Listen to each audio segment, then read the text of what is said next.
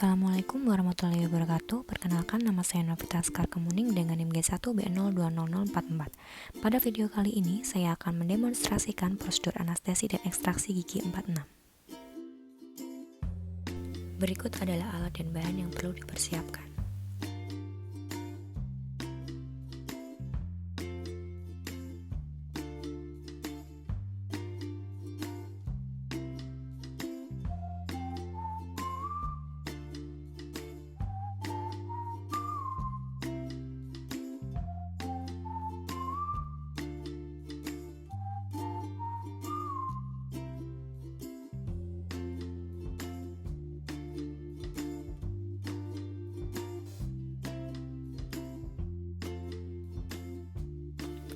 Saya asumsikan sudah memakai APD lengkap level 3.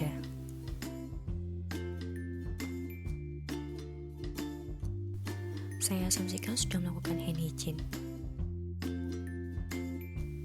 Siapkan spuit 3 cc steril dan kemudian dibuka. Kencangkan jarum dengan penutup yang terpasang dan cek plunger apakah berfungsi dengan baik.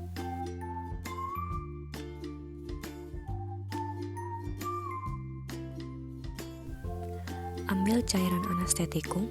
Jika cairan masih ada di ujung ampul, putarkan ampul sampai semua cairan turun ke bagian badan ampul. Ambil kasa steril, lilitkan pada leher ampul, dan kemudian patahkan leher ampul dengan menggunakan kasa yang dililitkan tersebut. Ampul yang terbuka dipegang dengan tangan kiri. Ambil spuit dengan menggunakan tangan kanan dan gunakan ibu jari serta jari telunjuk untuk melepaskan cap spuit. Masukkan jarum ke dalam ampul yang telah dipatahkan dalam posisi terbalik dengan kemiringan sekitar 45 derajat. Dengan posisi ampul tetap pada tangan kiri. Tarik plunger sampai seluruh cairan anestetikum menempati barrel spuit.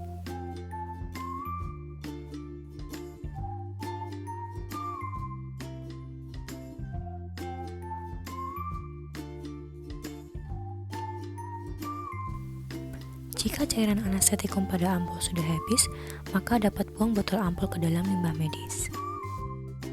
Pegang spuit dalam posisi jarum menghadap ke atas dengan menggunakan tangan kiri. Lakukan gerakan ketuk ringan pada barrel untuk mengumpulkan udara pada barrel. Tekan plunger untuk mendorong udara keluar sehingga barrel terisi penuh cairan anestetikum tanpa udara yang terjebak.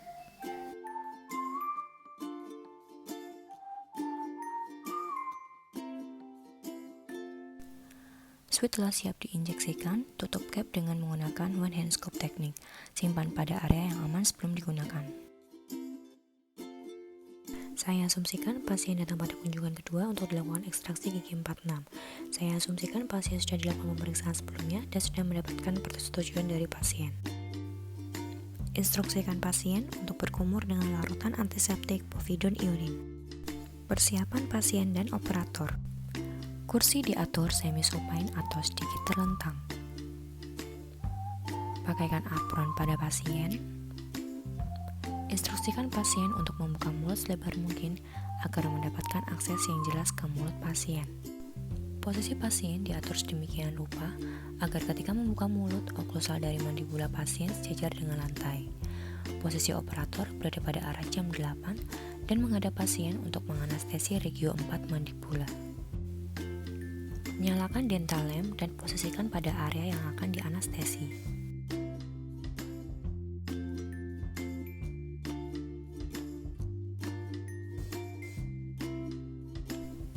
Prosedur anestesi blok mandibula atau teknik Fischer. Aplikasikan antiseptik berupa povidone iodine di area trigonum retromolar. Siapkan jarum 25 gauge yang direkomendasikan untuk pasien dewasa. Letakkan jari telunjuk di belakang gigi terakhir mandibula, geser ke lateral dan papasi linea oblik eksterna pada ramus mandibula. Kemudian telunjuk digeser ke median untuk mencari linea oblik interna dan ujung lengkung kuku berada di linea oblik interna dengan permukaan samping jari berada di bidang oklusal gigi rang bawah. Insersikan jarum di pertengahan lengkung kuku dari sisi rahang yang tidak dianestesi, yaitu pada regio premolar. Jarum dengan bevel mengarah ke tulang sampai jarum berkontak dengan tulang. Arah jarum hampir tegak lurus dengan tulang. Spuit digeser ke arah ipsilateral dengan gerakan sejajar dengan dataran oklusal.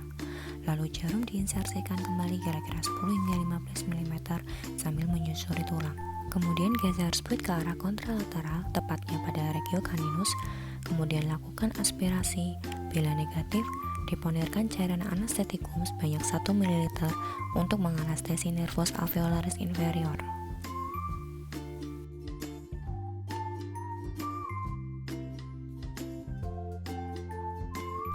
Spuit ditarik kembali kira-kira 5 mm sejajar dengan bidang oklusal. Lakukan aspirasi. Bila negatif, deponirkan cairan anestetikum sebanyak 0,5 ml untuk menganestesi nervus lingualis. Setelah selesai, spuit ditarik kembali. Prosedur anestesi infiltrasi.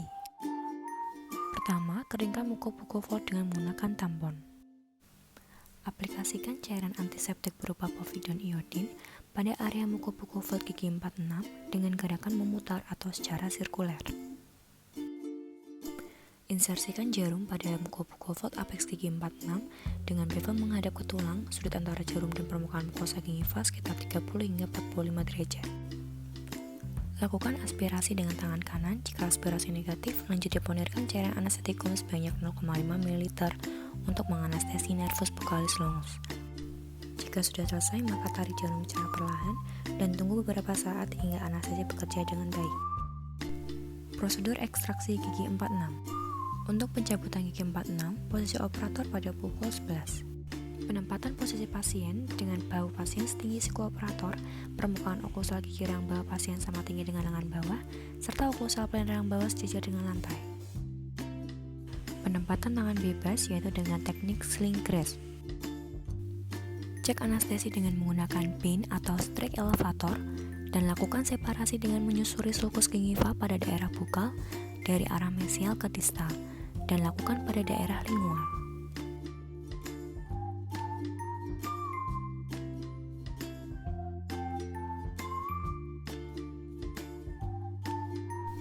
Apabila terdapat perdarahan, maka hentikan perdarahan dan bersihkan dengan menggunakan tampon.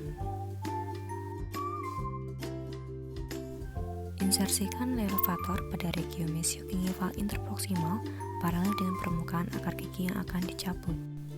Elevator ditekan ke apikal dan rotasi ke bukal atau labial. Apabila gigi sudah terasa goyang, maka lanjutkan dengan menggunakan tang. Tang digerakkan ke arah bukal lalu lingual. Jika sudah terasa goyang, kemudian dilakukan gerakan rotasi dan kemudian cabut gigi ke arah bukal. Pastikan gigi yang tercabut dalam keadaan utuh atau tidak. Tindakan post ekstraksi.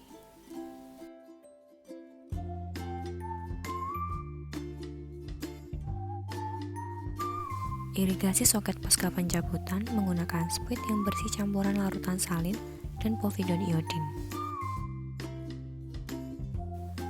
Cek soket apakah masih ada tulang yang tajam dengan cara dipalpasi. Jika masih ada, maka haluskan dengan menggunakan bone file. Kemudian irigasi kembali dan lakukan kuretase pasca ekstraksi untuk membersihkan soket dari jaringan granulasi yang tersisa dalam soket. Saya asumsikan menggunakan periapical kuret. Irigasi kembali hingga soket bersih.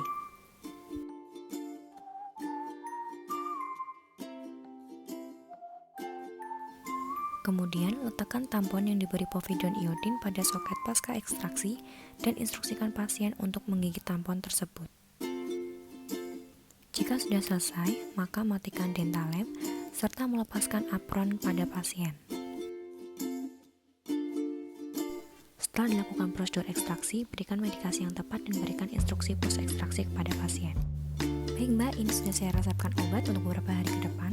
Kemudian mohon diperhatikan untuk kapasnya bisa dilepas setelah 30 hingga 45 menit, kemudian tidak merokok, tidak menggunakan sedotan terlebih dahulu, diet makanan lunak, serta tidak memakan bekas pencabutan dengan menggunakan lidah.